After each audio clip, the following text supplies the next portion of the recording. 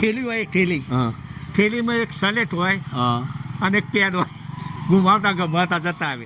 લાગતું તું પાસ થઈ જશો. એ તો એમને પેલા એ તો અમારા સાહેબ હતા ને હા કે સાલા ઉંદેરી આવો તમે તો તોફાન કરવા. રમેશ કાકા છે વડનગર, 49 વર્ષ પહેલાં છોડી દીધું હતું. પહેલો એપિસોડ જોયો. બીજા એપિસોડમાં એમને બીજી ચર્ચા કરીએ. ક્યાં ભણેલા તમે, સાચું બોલો? હું દરબારની અંદર ભણેલો. અને કેટલા ધોરણ સુધી ભણ્યા? હું 7મા ધોરણ સુધી ભણ્યો. હા પણ તારા તો હું ચડી હતી ચડી. હા ચડી આટલી હોય હા કે એના 4 પાછા ઠીગડા માર્યા હોય હા અને શર્ટ હોય. હા બરાબર. એના એક થેલી હોય, એક થેલી. હા થેલીમાં એક સલેટ હોય હા અને એક પેન હોય.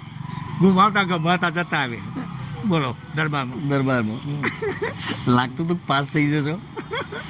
એ તો એમને પેલા એ તો અમારા સાહેબ હતા ને હા કે સાલા ઉંદેરી આવો તમે તો તોફાન કરવા. ઉંદરિયાઓ કે ઉંદેરીયા સાહેબ હતા? અરે તારે ભાનુ પ્રસાદ હતા. ઓકે. ભાનુ પ્રસાદ અને અંસારી સાહેબ.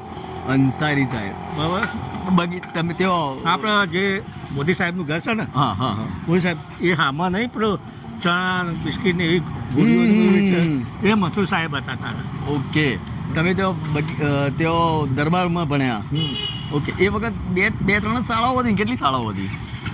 તારા જે હતી આપણે 1 થી 3 હતી.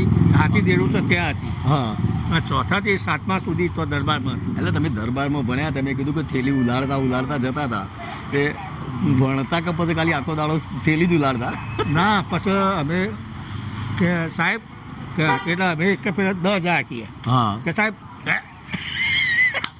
એટલે એ સાહેબ સમજી જાય કે અમને પીપી કરવી. કે જો એટલે પછી બધા હું જઈએ તો સીધા જઈએ ને એટલે પીપી નહીં કરે જવાનું. હા શર્મિષ્ઠાની કિનારે જવાનું. કિનારે એવી રીતે જ ભણ્યા? એવી રીતે જ મળે. ત્યાં જઈને શું કરવાનું કહો? તો જે બધા બેસીએ પછી તારે ગુલજાર પાન આવું હતું. ઓકે. ગુજરાત પાન હાઉસ. ગુલજાર પાન આવું ગુલજાર. જેનું ફેમસ હતું. રાજા રાજા રાજા. અત્યારે હાલ પણ છો? અત્યારે હાલ વડનગરમાં રાજા છો? પાન હાઉસ. હા ત્યાં જઈએ પછી સવારે શું કરે ખબર? પાન બનાવી પછી આમ મેક હા તાળીનો ગલ્લો ચાલુ થાય. ઓકે. એટલે એ પોદ ઉઠી લઈએ પણ બધા થોડું કહી લઈએ. સમેરાઈ પાડે જાય. રમેશ કાકા આવું જ ભણ્યા છે.